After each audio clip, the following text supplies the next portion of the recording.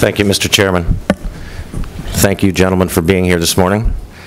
First of all, as the prime sponsor of House Bill 121, I'm glad to hear that you are in support. The citizens of the Commonwealth have been waiting a long time for direct shipment of wine, and I'm really hopeful that we can finally get this done. You know, as the system stands right now, you are the sole provider of wine and spirits within the Commonwealth, and you do have an obligation to service the entire Commonwealth. We all know that there are challenges that go along with that. Could you tell me how many of your stores are not profitable today?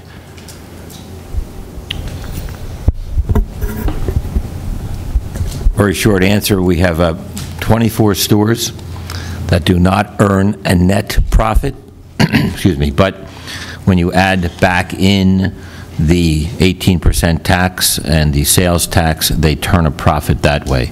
Those stores, on the average, are in rural areas to service the public because, as you suggested, Representative, it's our job to make sure that people aren't driving 40 miles for a bottle of alcohol.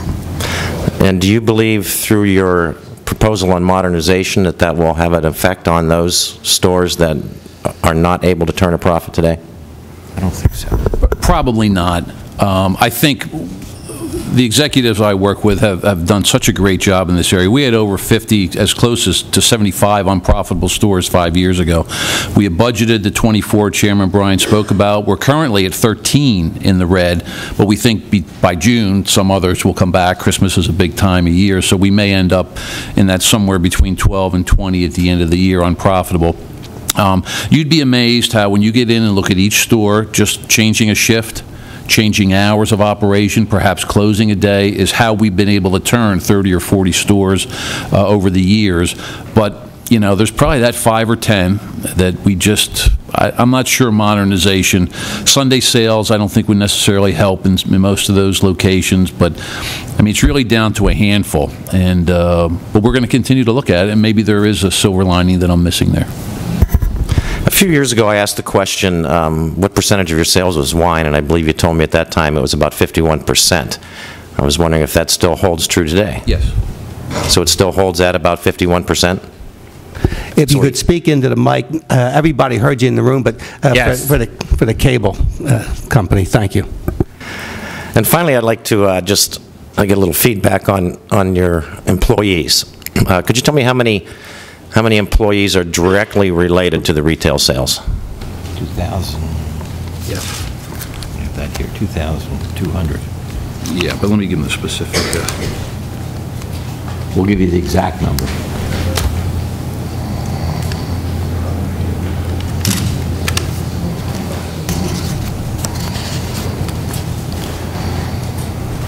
I'm having a problem here.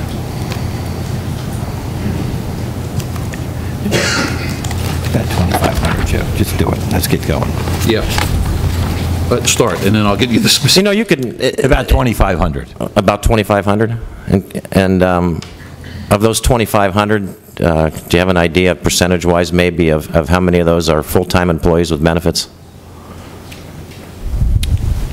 Almost all 2,500. So you have very few part-time workers? Correct. Within the retail side? Yes. Well, we have seasonal workers, but they're not employed right now. At times, we have about 900 seasonal part-time employees, but the current complement wouldn't include those. It's not the season. To give you the exact numbers, Joe's looking for it, but I looked at them the other day. It's about 4,400 total, about 2,500 in the retail end of it, about 800 in some, what I call here in Harrisburg or in the administrative end, and then the rest are either drivers or things of that nature. Exact number is 2,377 full-time wage and salary employees in store ops. Close enough. Yeah. Then how many more are behind the scenes that are directly related to retail sales? Directly related to retail sales. It's 2,500. Well, I thought we answered that. There's about 150 in the Office of Marketing. Yeah. If that's what he's asking. so 150 more in marketing. Probably the easier way to do it would be sculpt out if you're thinking about if you weren't in the operation of selling wine and liquor, how many employees would you have for the PLCB to do the remaining activities that it would have eventually, and that would be wouldn't know exactly how many employees you would need in that situation. You can see why I'm retired, but I found the figures I'm looking for. There are 4,452 total employees. There are 728 basically involved in our Northwest office building. 2377 full-time wage with salary and benefits and store ops. 1333 part-time with what that entails as benefits. And then we do have about 900 seasonals for a couple of months in the summer and over the holidays that come in, and they're just hourly. So there's, I think, the specifics. Thank you. Thank you, Mr. Chairman.